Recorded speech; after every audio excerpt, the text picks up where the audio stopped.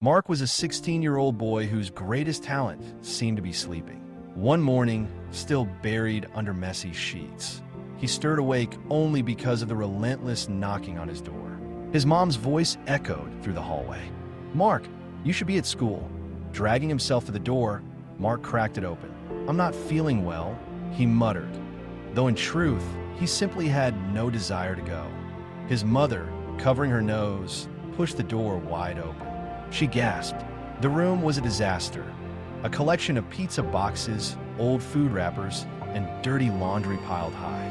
Tears welled in her eyes as she asked, "Mark, do you even care about your future? What do you want to do with your life?" Mark shrugged. "What's the point? I'm not talented. I'm not smart. I don't have a purpose. I don't even know why I exist." His mother left the room in tears.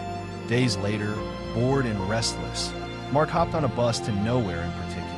He slouched into a seat beside a man wearing dark glasses and holding a telescopic cane. Curious and a little mischievous, Mark pulled out a quarter and let it fall to the floor with a sharp clink. "You dropped your quarter, kid," said the man without turning his head.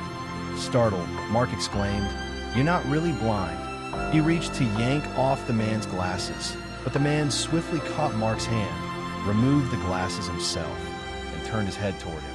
Mark recoiled. The man's eyes were cloudy and unmoving. He truly was blind. "I'm sorry, sir," Mark blurted out. The man smiled warmly. "Apology accepted. I see better with my ears, my nose, and the feel of the air." Intrigued, Mark followed the man off the bus. The blind man stopped mid-step and said, "Why are you following me, kid? You impressed me. I want to learn more." As they walked together, the man, whose name was Mr. Goodwill, shared his story. He had once been a bomb disposal expert in the military. Years ago, he discovered a bomb left in a crowded building. With no time to wait for his team, he grabbed the bomb and sprinted toward the river. It exploded just short of the water. He lost his legs, his eyesight, and partial use of one arm, but saved hundreds of lives. "Most people thought my life was over," Mr. Goodwill said, "but I refused to give up. I rebuilt my life one skill at a time."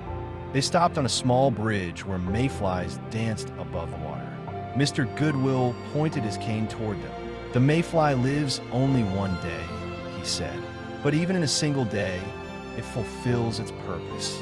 Focus on making each day count. Do your best today, then tomorrow, and your life's purpose will reveal itself."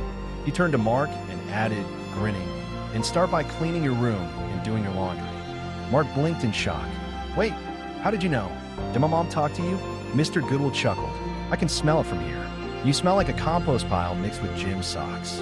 They entered an old building where people with various disabilities were gathered. To Mark's astonishment, Mr. Goodwill was their teacher, a beacon of strength and wisdom. Mark sat at the back, watching and listening, without realizing 4 hours had flown by. When Mark's mother came home, she nearly dropped her bag in shock. Mark was carrying a basket of clean laundry. His room?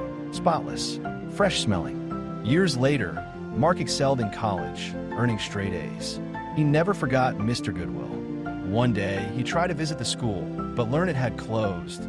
The charity-run program was out of funds and constantly relocating. 15 years later, inside a crumbling classroom packed with determined students, Mr. Goodwill stood before them, sadness in his voice. "I'm sorry, my friends. We have to close. We have no more funds to keep the program alive. I even sold my parents' house, but we've reached the end." Before he could finish, the key dropped at his feet. Sniffing the air, Mr. Goodwill smiled. Someone dropped the key. A voice from the door called out, "I'm giving you a new house, Mr. Goodwill, bigger and better, to thank you for the life you gave me." Mr. Goodwill asked, "Who are you?" A quarter fell to the floor with a familiar clink. Mr. Goodwill sniffed again, smiling wider. "You dropped your quarter, kid, but you don't stink anymore." Mark stepped forward, now a successful businessman and congressman. His voice cracked with emotion. "It's me, Mr. Goodwill. I was once a lazy, purposeless kid, but you showed me how one day, one moment, can change everything. You gave me back my life. Now I'm giving back to you." Tears filled Mr. Goodwill's blind eyes as the students cheered. Mark continued, "I will ensure your program is permanently funded. and I will push for legislation to support all programs like yours across the state. 1 year later, a huge, modern building, the Goodwill Center for the Disabled, opened its doors. Inside, Mr. Goodwill, full of joy, once again taught students how to master life beyond their limitations. No matter what condition a person is in, if they have faith and will, they can move mountains. One day, just one day, can be enough to light the fire of a lifetime. Every moment is a gift. A single choice, a single act of courage, a single spark of faith can change everything. So make today count. It could be the day that changes your entire world. Keep the inspiration alive. Watch the next story now. It's one you won't forget. Join our community of story lovers. Hit that subscribe button today. If this story inspired you, give it a like and let me know. Original story and directed by Francis Barrios.